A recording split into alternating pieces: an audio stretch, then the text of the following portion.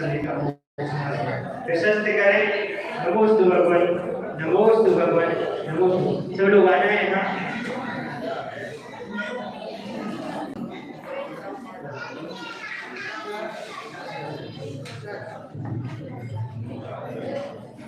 सभी लोग चढ़ाई करनी चालू करें।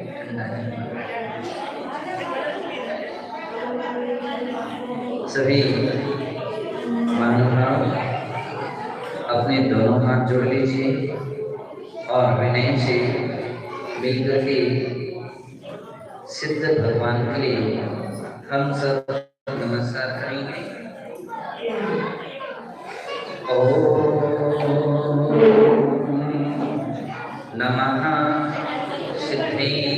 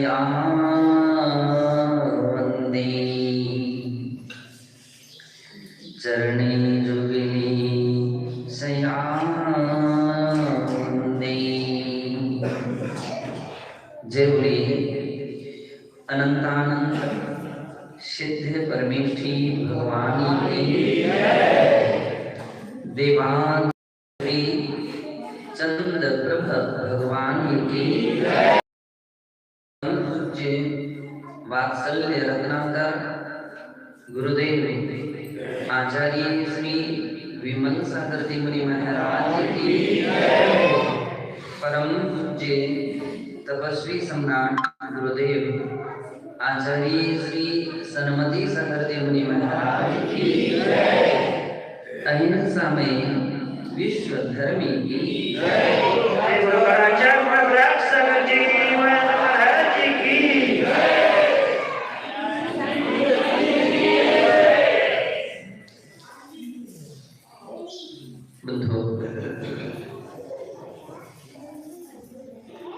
जगत का प्राणी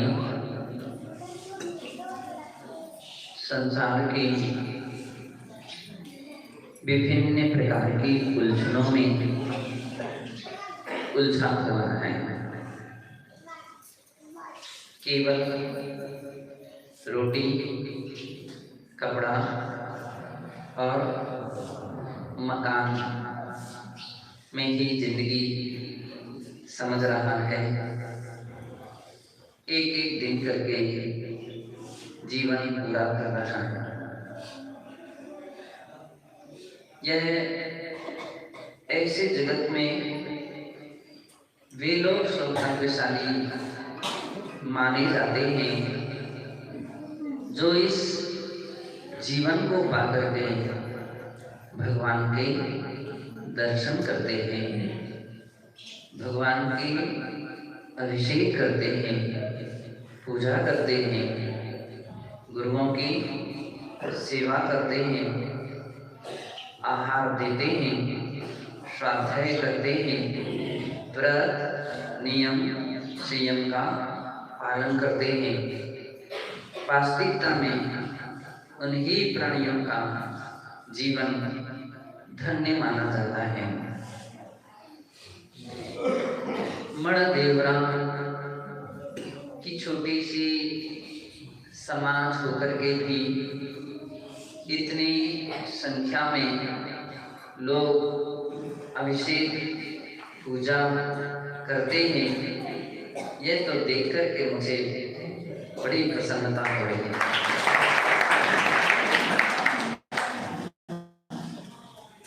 लग रहा है कि निश्चित है एक मण देवरा नहीं, एक बड़ा देवरा है। बड़े बड़े नगर, बड़े बड़े सिटी में बहुत बहुत संख्या वाली समाज होकर के भी इतनी मात्रा में भाग नहीं ले पाती है जितने कि छोटे से गाँव में, नगर में इतनी संख्या में सभी लोग भाग लेते हैं।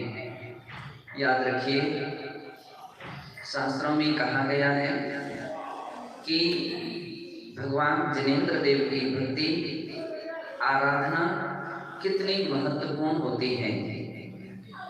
रत्न तुरंडक शावकाचार्य ग्रंथ में आचार्य श्री समंत्रभद्र महाराज एक बात लिखते हैं और वे कहते हैं, देवाधिदेव चरणम परिचरणम सर्व दुख निर्हरणम काम दुही काम दाहिनी परिचिन्या दातो नित्यम। सारा रहस्य एक गाथा में, एक छंद में आचार्य महाराज ने भर दिया। बतलाते हैं कि प्राणी दुखी है और दुखी इसलिए है क्योंकि इस जीव ने किसी पर्याय में, किसी भाव में निश्चित है ऐसे दुख के काम किए हैं। ये सत्य है, इसको नकारा नहीं जा सकता है। भव भव में अज्ञानतावश यह जीव बहुत सारे दुष्कृत कर लेता है और जब वो उदय में आते हैं तो उसे दुख भोगना पड़ता है, उसे कष्ट भोगना पड़ता है। लेकिन फिर भी हमारी अज्ञानता बनी रहती है कि पुनः पुनः ऐसे ही कर्म व्यक्ति करता जाता है कि जिसके कारण से वो दुख की श्रृंखला अखंड अबाधित बनी रहती है। ध्यान रखिए, इसमें किसी दूसरे का दोष नहीं है, कोई दूसरा तुम्हें दुख नहीं देता, ये सत्य सिद्धांत है। कोई किसी को दुख दे भी नहीं सकता, ये भी सिद्धांत है। दुख भी नहीं दे सकता है तो सुख भी नहीं दे सकता है। दुख और सुख कभी भी बांटने से बांटे नहीं जाते। अन्य वस्तु आप बांट सकते हो, लेकिन कर्मों को कभी बांटा नहीं जा सकता है। शास्त्र कहते हैं कि जो व्यक्ति कर्म करता है उसके फलों को उसी को ही भोगना पड़ता है।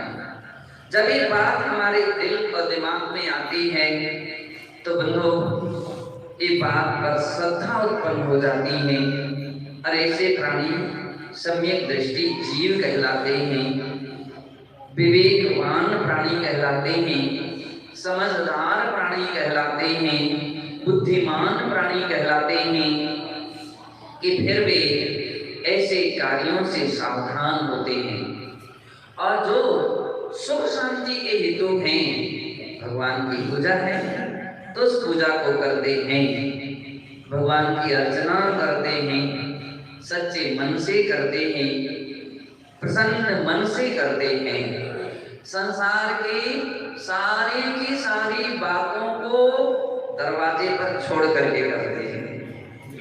क्यों? क्योंकि यह मन जो है हमारा एक ही तरफ से भरा जा सकता है, चाहे आप उसको धर्म से भर लो या संसार की बातों से भर लो।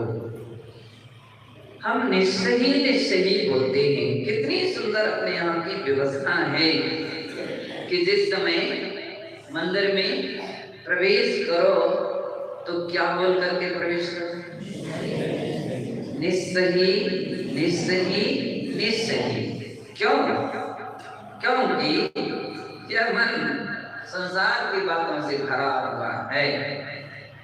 इसलिए सौभाग्य से हमको भगवान के दर्शन मिल रहे हैं, भगवान की भक्ति करने का अवसर मिल रहा है, तो संसार की बातों को हम दरवाजे पर ही छोड़ देते हैं और ऐसी दृढ़ धारणा बना लेते हैं कि जब तक मंदिर में रहेंगे, भगवान के दर्शन पूजा भक्ति करेंगे, तब तक संसार की बातों से हम दूर रहेंगे। मोबाइल तो जरूर लेकर के आते होंगे आप लोग, नहीं आते? अरे इतने ही समझदार हैं। अंकित पंडित जी, हमने तो बहुत जगह ऐसे लोगों को देखा कि वो मोबाइल साथ में लाते हैं, अभिषेक करते समय घंटी बज जाए तो ये पूर्व कलश तो इसलिए मैंने कहा कि समझदार हैं सभी लोग कि अपन लोग इस सारी बातों को निश्चय ही कर दिया ताकि हम पर्याप्त मात्रा में धर्म का लाभ ले सकें। बुद्धो बतलाया जा रहा था, देवादिदेव चरणम परिचरणम सर्व दुख निर्हरणम। भगवान की पूजा संपूर्ण दुखों को दूर करने वाली है। आपको किसी हॉस्पिटल में जाने की आवश्यकता नहीं पड़ेगी, किसी डॉक्टर के चक्कर लगाने की आवश्यकता नहीं पड़ेगी, किसी देवी देवता, किसी मंत्र तंत्र झाड़ा फूंके करने वालों के पास जाने की आवश्यकता नहीं पड़ेगी। एकमात्र भगवान की भक्ति आराधना प्राणी के दुखों को दूर कर देती है। और कहते काम दुही कामदायिनी, जो मन में दूषित विचार हैं, जो मन के अंदर में गंदे विचार हैं, जो अपने अंदर में परस्पर में बैर विरोध के विचार आ जाते हैं, नकारात्मक विचार आ जाते हैं, कहते हैं भगवान की भक्ति पूजा ऐसे दूषित विचारों को दूर कर देती है। और कामदायिनी, मनोकामनाएं, प्राणी की बहुत बहुत किस्म की कामनाएं रहती हैं, भावनाएं रहती हैं, और अच्छी से अच्छी भी भावनाएं प्राणियों की रहा करती हैं। कहते हैं उन कामनाओं को पूर्ण करने वाली भगवान जिनेंद्र देव की आराधना हुआ करती है, भगवान के सच्चे मन से की गई भक्ति हुआ करती है। और ये सत्य है कि वो सफलता प्रदान करती हैं। देखो तो सही, कभी धनंजय हुए, कौन हुए? मुनि महाराज थे कि गृहस्थ? क्या थे? गृहस्थ थे। भगवान की पूजा करते थे। अब पूजा करते समय उनके घर से एक समाचार कुछ लोगों ने ला करके दिया, और वह ये समाचार दिया कि आपके पुत्र के लिए सर्प ने डस लिया, काले नाग ने डसा, कोबरा ने डसा, बेहोश हो गया, आप जल्दी ही चले गए। लेकिन धनंजय कवि विद्वान थे, उनकी प्रतिज्ञा थी जब तक पूजा पूरी नहीं हो जाएगी तब तक हम यहाँ से नहीं हटेंगे। भक्ति में वो तल्लीन रहे। उनकी श्रीमती जी ने भी समाचार भेजा, लेकिन वे नहीं डिगे। अंत में अब क्या उपाय था उनके पास?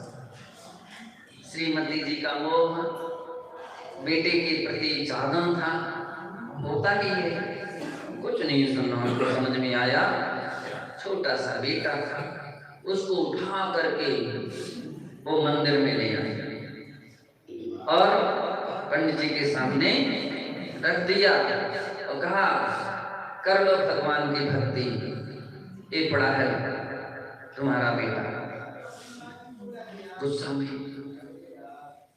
पंडित जी ने दृष्टि तो गई, लेकिन फिर भी भगवान की भक्ति में लीन रहे। और जब पूरी पूजा हो गई, शांति विसर्जन हो गया, तो भगवान का दंडोदक लिया।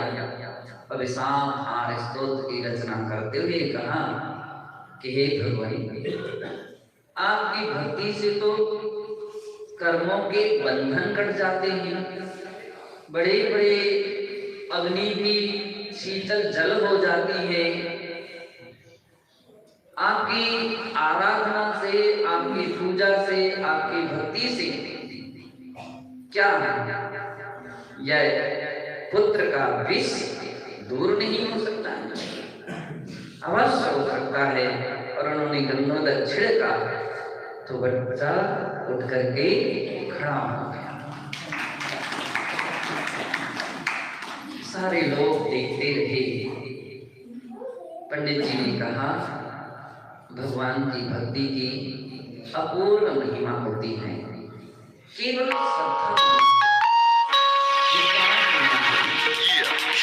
श्रद्धा अपने जीवन में खूब अच्छी पवित्र मन से जनेंद्र देव की अर्चना करके जीवन को धन्य मानेंगे।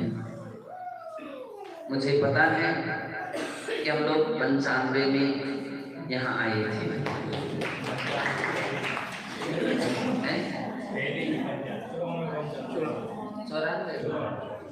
मतलब सब याद है सब। लगभग कुछ दिन यहाँ उस समय रुके भी थे। जितने भी दिन रुके थे, छोटा मंदिर था, मड़ा था, और मड़ देवरा यहीं से बना होगा, इसका नाम यहीं से पड़ा होगा। बुद्धो आज इस समाज की बगिया हरी भरी देख रहे हैं, सभी में धार्मिक श्रद्धा भक्ति देख रहे हैं। वैसे भी यहाँ के समाज में खूब अच्छी गुरु भक्ति भी कूट करके सभी लोगों में भरी हुई है। शाहगढ़ में कुछ युवा टीम यहाँ से गई थी, आग्रह कर रही थी कि महाराज मणदेवरा चलना। श्रेयांश गिरी भी और नैनादर जी भी यहाँ के कुछ लोग गए थे, मणदेवरा की बात कर रहे थे। मैंने कि जरूर मणदेवरा तो जरूर आइए।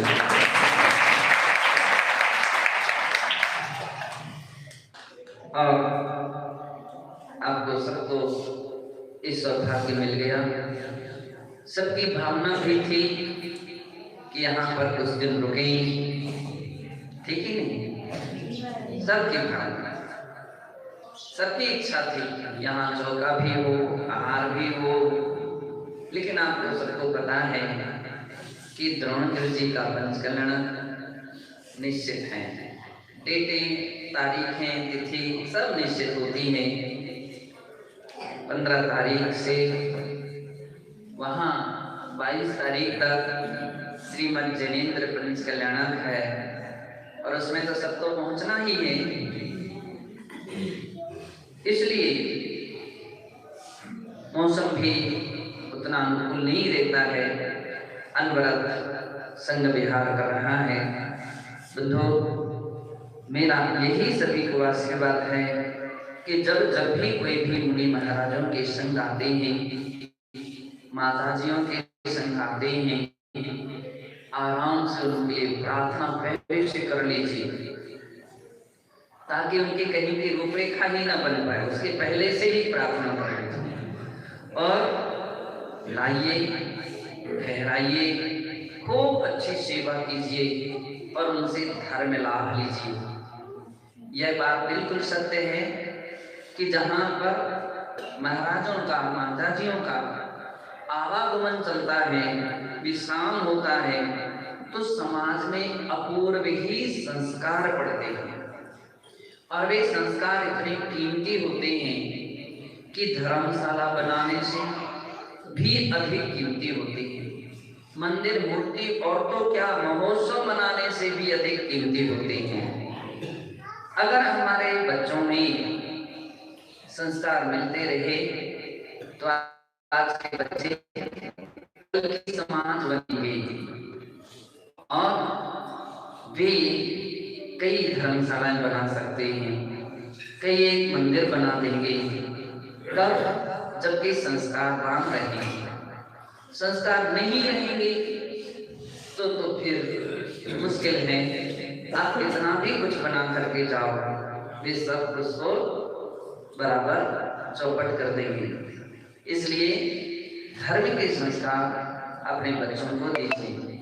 सारे नगर में, ग्राम में, लोगों में दया, करुणा और भाईचारे के ऐसा व्यवहार रखिए कि दुनिया आपको पहचान सके, आपको जान सके, आपके धर्म को पहचान सके कि जैन धर्म एक इंसान प्रधान धर्म है।